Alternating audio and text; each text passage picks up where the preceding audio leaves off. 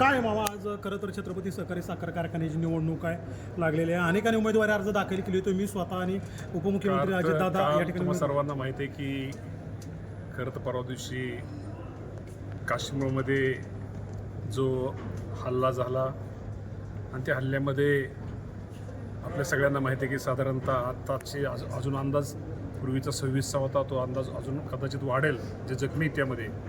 आणि 26 लोकांना खरं तर निरपराध लोकांना त्यांना प्राण गमवावा लागला.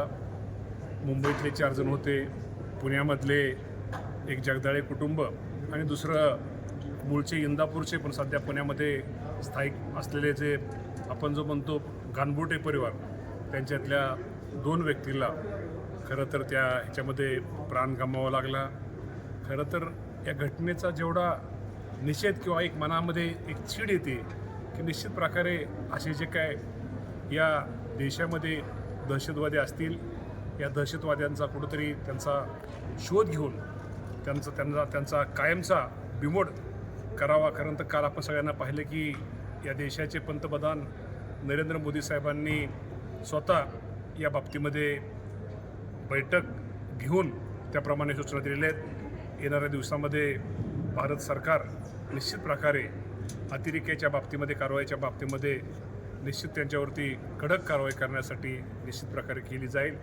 आणि खरं तर राज्यामध्ये जे लोक गेले त्यांच्या कुटुंबाच्या प्रत्येक नक्की आपल्या सगळ्यांना दुःख आहे. आपण सर्वजण त्यांच्या दुःखामध्ये सहभागी आहोत. खरं तर अशा घटना परत होऊ नयेत याची काळजी निश्चित प्रकारे भविष्यामध्ये केंद्र सरकार, राज्य सरकार घेईल. राज्य सरकारच्या परिसरातील काही पर्यटक नगरमध्ये अडकलेले आहेत, त्यांच्यासाठी काय व्यवस्था आहे? त्यांच्यासाठी व्यवस्था स्वतः दादा त्या बाबतीमध्ये बोलत आहेत. उपमुख्यमंत्री एकनाथजी शिंदेसाहेब तिकडे आहेत, गिरीशजी महाजन साहेब आहेत, आपले जे विमानाच्या आपण जे विभागाचे राज्यमंत्री मुरलीधर मोहोळ साहेब यांच्याशी कॉन्टॅक्ट चालू आहे. त्यामुळे त्यांना ताबडतोब विमानानं, रेल्वेनं महाराष्ट्रामध्ये आणण्याची व्यवस्था राज्य सरकारच्या माध्यमातून चाललेले. राज्य सरकार ती पुरेपूर काळजी घेऊन तिथं जे अडकलेले जे पर्यटक आहेत त्यांना राज्यामध्ये लवकरच आणलं जाईल. राज्यातले साधारणतः किती लोक त्या ठिकाणी असतील असा अंदाज शासनाचा आहे? शासनाचा अंदाज म्हणण्यापेक्षा आता सध्या अजून आकडा आलेला नाही. पण आपण आता जिथं आता बारामतीमध्ये आहे, बारामतीतले सुद्धा दूध संघाचे काही संचालक तिथं अडकलेले आहेत. त्यांनाही स्वतः दादांनी आता फोन लावलेला आहे, बोललेले आहेत.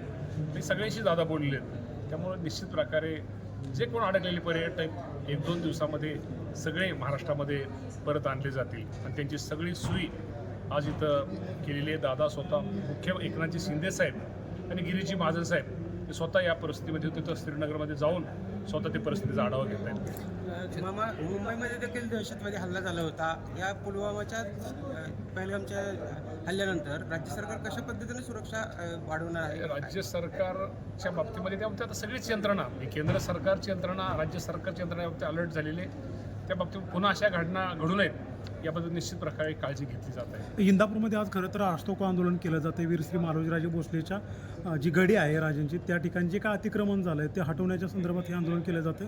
आणि विशेष करून त्या ठिकाणी एक आरोप केला जातो की बाबा ज्या ठिकाणी चांदशावली बाबांचा दर्गा आहे त्या ठिकाणची जी जमीन आहे ती अगोदर बहुजन समाजाचा दर्गा म्हणून होती आणि 2017मध्ये ती जमीन वक्फ बोर्डाकडे देण्यात आली आणि याच मुद्द्यावरून हे आंदोलन केलं जातं.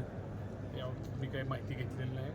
मी खरं तर माहिती घेऊन बोललेलं अधिक योग्य होईल. आज छत्रपती कारखान्याच्या उमेदवारांच्या मुलाखती सुरू आहेत. जवळपास 430 उमेदवारांच्या मुलाखती आहेत. कशा सुरू आहेत आणि कशा संदर्भात त्यांना काय निकष असतात? अजितदादा पवार साहेब मुलाखती घेत आहेत. तर निश्चित प्रकारे या बाबतीमध्ये आता ठरलेलं आहे की एकत्र सगळ्यांनी येऊन, जाचक बापू वगैरे सगळ्यांनी एकत्र येऊन